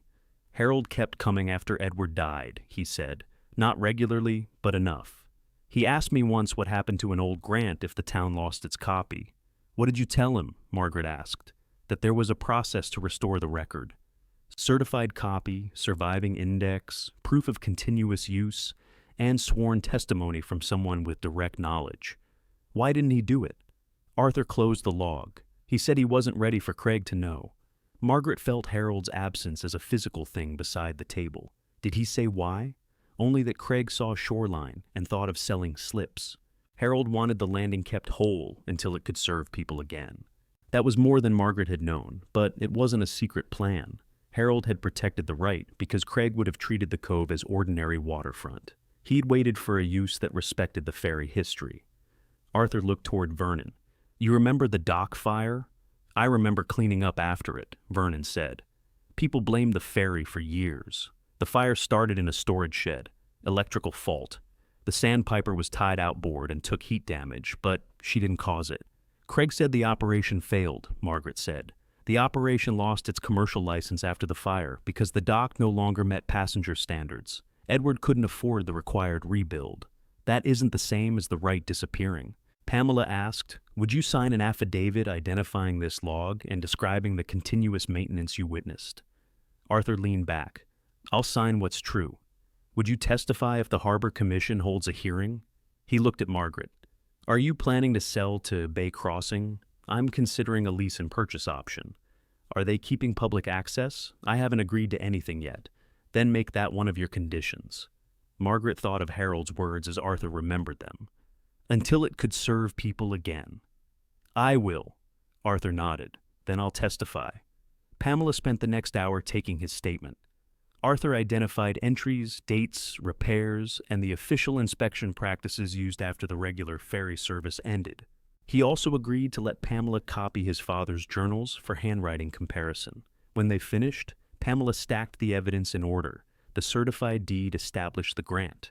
The state index confirmed recording. The fire certificate explained the missing town copy. The probate deed established Margaret's ownership. The harbor log showed continued use. Arthur's statement identified the records and connected them to decades of real maintenance. This meets the state standard for reconstituting a lost municipal record, Pamela said. The Harbor Commission can accept it and restore the easement to the current property file. Can Craig stop them? Margaret asked. He can object. He can claim the trust owns the right. He can demand a hearing. But now he has to overcome documents, not silence. Arthur poured coffee for everyone except Vernon, who asked for tea and received an expression of personal disappointment. Margaret read the affidavit before Arthur signed it. She checked the spelling of Harold's name, the parcel description, and every date against the log. Nothing was assumed. Nothing depended on a family member being believed out of kindness. On the drive back, Frank Morgan called. Bay Crossing's preliminary letter was ready. He had included the full value previously discussed, up to $2,400,000. The agreement would begin with an exclusive option payment large enough to clear the delinquent taxes and stabilize the sandpiper. Later payments would fund restoration and purchase the site, if approvals were granted. Margaret asked him to add 3 conditions. The landing would retain the Sanders name. The restored dock would include a small public exhibit about Edward, Harold, and the old crossing. The sandpiper would be repaired as part of the project, not hauled away for scrap. Frank didn't agree immediately. The ferry restoration could be expensive, he said. So was finding another easement. He was quiet for a moment. I'll take it back to our board. Margaret ended the call. Vernon glanced at her from behind the wheel. You're getting good at making people pause. I spent too long filling every silence for them. Back at the landing, Pamela's written opinion arrived by email. Margaret printed 2 copies. One went into the document case. The other went into a new binder with Arthur's affidavit, the title chain, the archive index, the fire certificate, and the harbor log photographs. The binder wasn't hidden in a piling or beneath a compass. Margaret placed it in a locked bank box under her own name. She kept a working copy beside her notebook. Craig still had the house proceeds, the accounts, the boatyard, and the attorney who managed the trust. He could speak first and louder. He could make the dispute expensive. Margaret now had the one thing he couldn't create after the fact. She had a complete line of proof showing the landing had never been his. The challenge arrived the following Monday by certified mail. Craig asked the probate court to reopen the distribution and declare the ferry easement an asset of Sanders' boatyard. His attorney also requested that the Portsmouth Harbor Commission delay adding the lost easement to Margaret's property file. The town scheduled a public hearing for Thursday evening. Craig had created the room he believed would favor him. The commission dealt with working waterfronts, environmental safety, vessel access, and commercial operators. Sanders' boatyard had appeared before it for years. Margaret had never attended a meeting. His filing described her as an inexperienced private owner who had discovered old papers while under financial pressure. It described Craig as the manager of an established marine business with the equipment and knowledge to operate the site responsibly. It did not mention that he'd left her the taxes. Pamela read the filing at Helen's kitchen table. He's making 2 claims, she said. First, that the easement was used by the boatyard and should be treated as company property. Second, that the right was abandoned after the ferry closed. Can both be true? Deborah asked. How can the company own a right that disappeared? They don't fit well together, Pamela said, but he only needs enough uncertainty to delay Bay Crossing. Vernon looked at the hearing notice. Tina's Marina Group is on the agenda. Margaret took the paper from him. The rival developer had submitted a presentation titled Integrated Marina and Ferry Redevelopment. Craig was listed as the local operating partner. He's offering them the landing, Deborah said. He's offering them control if he wins, Margaret replied. Frank Morgan called that afternoon. Bay Crossing's board had accepted her 3 conditions in principle. They would restore the sandpiper, retain the Sanders Landing name, and include public exhibit space. They would not sign the exclusive option until the Harbor Commission recognized her easement. Will you speak at the hearing? Margaret asked. If you want me there. I do. but don't present the financial terms unless someone asks. Frank understood. $2,400,000 would attract attention, but money didn't establish ownership. Craig wanted the hearing to become a contest between developers. Margaret wanted it kept on the simpler question of who owned the landing right. On Thursday afternoon, she visited the sandpiper before leaving for town hall. The pumps were holding. Vernon had covered the weak section of roof and sealed 2 leaking seams. The harbor office had accepted his temporary stabilization plan, which removed the immediate towing threat. Margaret entered the pilot house with Vernon behind her. The false panel remained open beneath the compass stand. Nothing was inside now, except the clean outline where the waterproof case had rested. "Ready?" Vernon asked. "No, that's probably better." "How?" "People who think they're ready talk too soon." Margaret looked through the cloudy front windows toward the cove. "Craig will." "Yes." She lowered the false panel and helped Vernon set the compass stand back in place. The meeting room was nearly full by 6:30. Boat owners, nearby residents, reporters, and employees from Sanders' boatyard occupied the folding chairs. A camera from a local station stood near the rear wall. Craig sat at the front table with Tina and his attorney. Behind them, a display board showed a clean new marina, restaurant space, and a commuter dock. The drawing had removed the sandpiper entirely. Margaret sat at the opposite table. Pamela placed one closed binder beside her. Arthur Tucker sat in the first row, holding his old harbor cap on his knee. Vernon and Deborah sat beside him. Frank remained near the aisle. Craig glanced at the binder but couldn't see its tabs. He looked confident because uncertainty usually worked in his favor. The house had been sold before Margaret understood the trust. The investment accounts had moved before she asked for statements. The boatyard was under his control before Harold's funeral flowers had faded. This time, Craig believed speed had brought him to the hearing first. Tina was less calm. She checked her phone repeatedly and whispered to the rival developer's representative. The Marina Group expected Craig to establish control that evening. Its proposal included a consulting payment that depended on the result. A reporter approached Tina before the meeting opened. "Mrs. Sanders, did Margaret Sanders discover the ferry deed inside the dock?" Tina's expression tightened. "You'd have to ask her."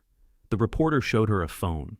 A small regional site had published a headline based on the hearing filings and a photograph of Piling 3. The wording wasn't fully accurate. The piling had held Edward's letter and the tag that led to the deed.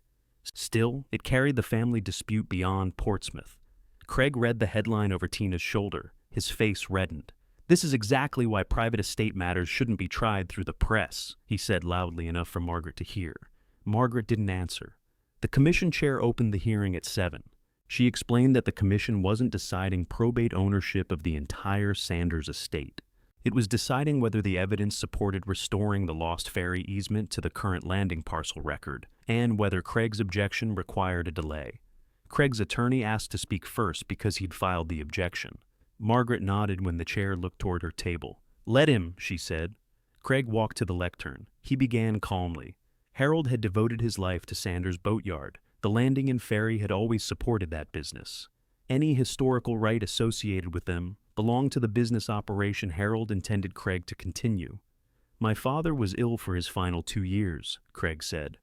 "During that period, records were moved, bills went unpaid, and decisions were made informally. Margaret cared for him, and our family is grateful. But caregiving doesn't establish commercial title." Deborah shifted in her chair. Margaret kept her eyes on Craig. He continued. "The deed discovered after probate was not listed among my father's known assets. We have concerns about where it was found, who had access to it, and whether my father understood its significance." That was the first full commitment. Craig wasn't merely claiming the boatyard should share the easement. He was questioning Harold's judgment and the legitimacy of the hidden documents. The chair asked, "Are you alleging the certified copy is fraudulent?" Craig looked toward his attorney. "We're saying it hasn't been established as valid," the attorney replied. Mr. Sanders filed the objection. "I'm asking what he believes." Craig returned to the microphone. "I believe old paper found in a condemned boat shouldn't override decades of family business ownership." The chair wrote something down. "Did Sanders' boatyard ever hold title to the landing parcel?" Craig's attorney stood. "The company maintained and used it." That wasn't the question. Craig said, "Not in a separate recorded deed that we've located. Did your father own the parcel personally? He held title for convenience. How do you know that? Because the landing served the yard. The chair asked whether the boatyard had paid the property taxes. Craig hesitated. Not recently, he said. Who received the delinquent tax obligation through probate? Margaret. A murmur moved through the room. Craig gripped the sides of the lectern. The parcel appeared to have negative value. We were trying to shield the operating company from liability. Yet, you now say the company owned its rights. The historical circumstances weren't known then. The chair asked him to continue. Craig described the marina proposal. He said the boatyard could provide trained staff, maintenance, and local oversight. He called it the responsible family steward of the site. He didn't mention the consulting fee. When Craig finished, Tina approached the lectern to answer questions about the rival development. She committed more cleanly than he had. Our proposal depends on unifying the landing with Sanders' boatyard, she said. Fragmented ownership would make the site unworkable. Craig has authority under the family trust to negotiate the necessary transfer once the easement is recognized as an estate asset. Has Mrs. Sanders agreed to a transfer? The chair asked. No. Have you offered to purchase the parcel from her? We offered to help relieve her of the tax burden before anyone knew about the alleged easement. At what price? The amount of the debt. So, approximately $18,400. Yes. And the Marina Group's proposal values the assembled project at what amount? Tina looked toward the developer's representative. That information is confidential. Then don't ask this commission to rely on it. Tina returned to her seat. Craig's attorney made the final argument. He asked the commission to find that Harold's intent was uncertain. The landing right belonged with the boatyard, and the hidden deed required probate review before any municipal action. Craig signed a sworn statement at the table.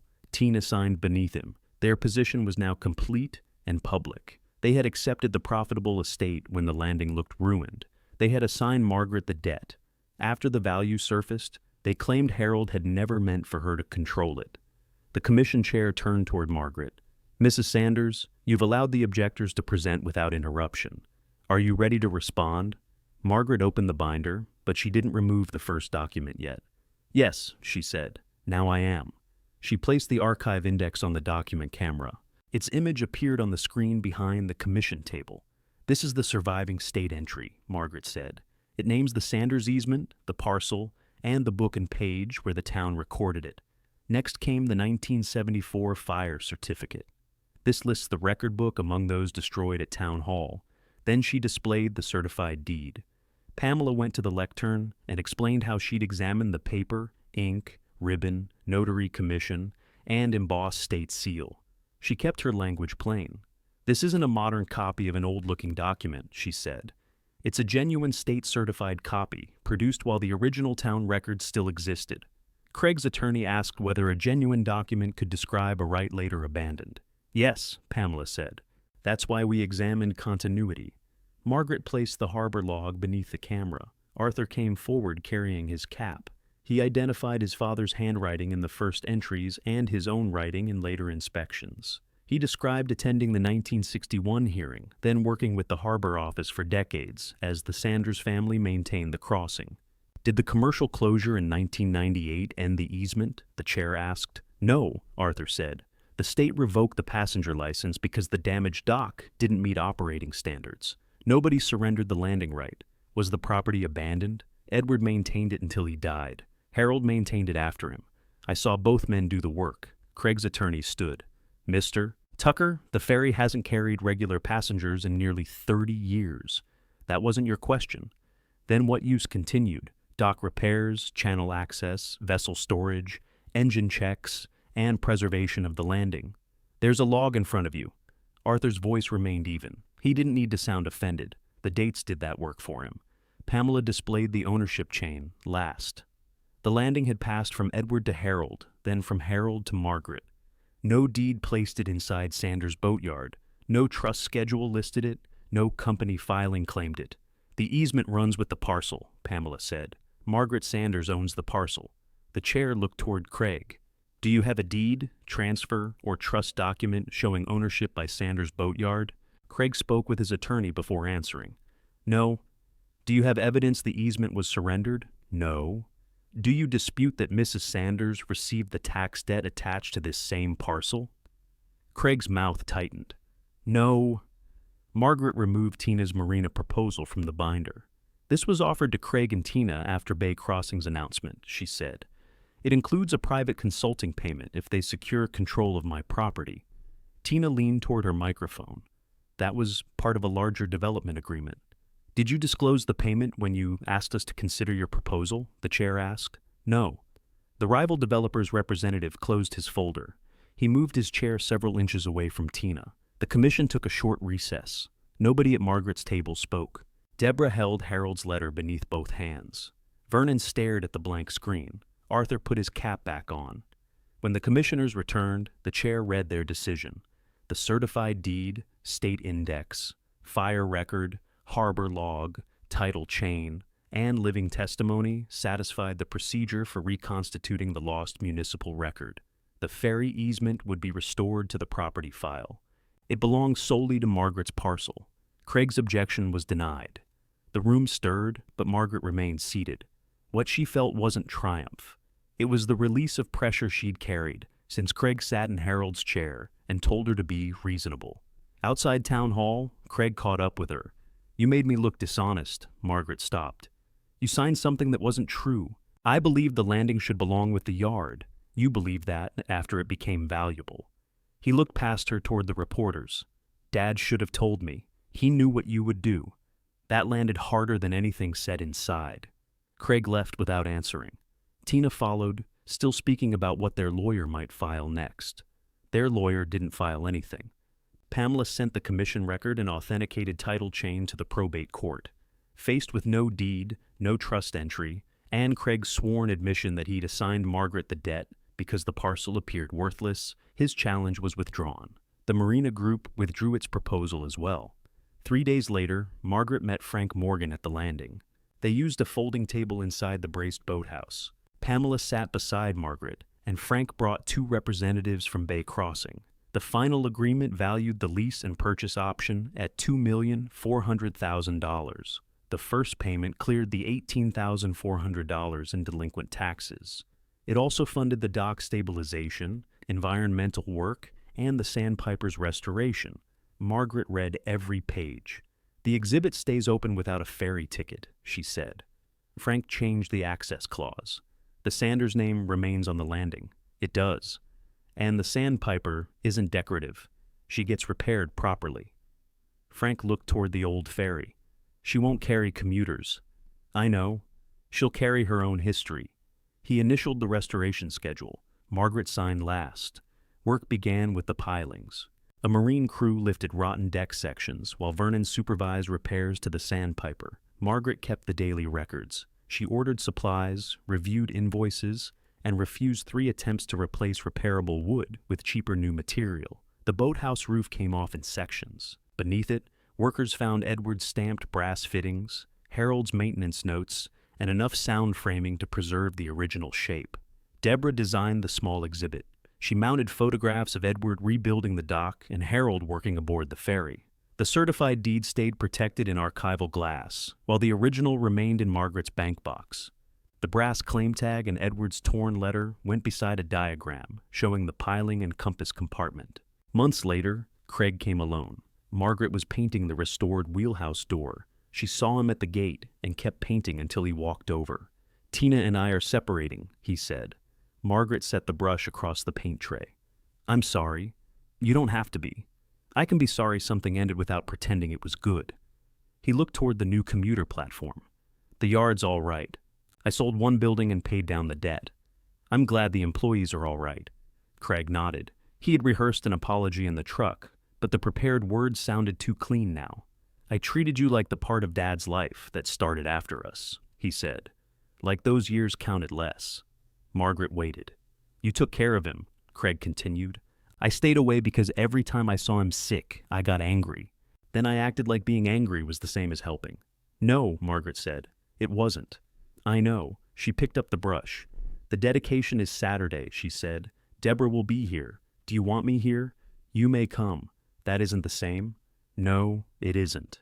He accepted that. On Saturday morning, the first Bay Crossing commuter ferry approached Sanders Landing under a clear sky. The rebuilt dock stood level over the cove. Fresh signs marked the passenger gate and the history room. The Sandpiper rested beside the outer platform, white paint bright again, her small bird restored beneath the name. Arthur cut the ribbon, because Margaret said the oldest living witness should open the newest crossing. Vernon stood beside him in a clean shirt Deborah had made him buy. Frank welcomed the first passengers. Craig arrived early and carried folding chairs without being asked. Margaret gave him no keys and made no promises. When the first ferry tied up, he stood beside Deborah and watched Margaret take the captain's line. Care could begin again without erasing what happened. If stories about reclaiming dignity after family abandonment matter to you, subscribe and return for the next inheritance story. That evening, after the last passengers left, Margaret locked the exhibit and climbed the stairs inside the restored boathouse. A small apartment now occupied the dry upper floor. Helen's thermos sat on the kitchen shelf. Harold's windbreaker hung beside the door. Margaret opened the suitcase she'd carried from the harbor house. She placed her clothes in the dresser, set Harold's photograph beside the bed, and put the chipped green key bowl on the table. Then she carried the empty suitcase downstairs. Outside, the dock lights came on one by one. The Sandpiper moved gently against her lines. Across the water, traffic crossed the Mount Hope Bridge while the new landing waited for morning. Margaret turned her key in the gate, walked to the end of the rebuilt dock, and stood beneath the Sanders Landing sign with solid boards under her feet, the ferry beside her, and the warm boathouse light behind her. She was home,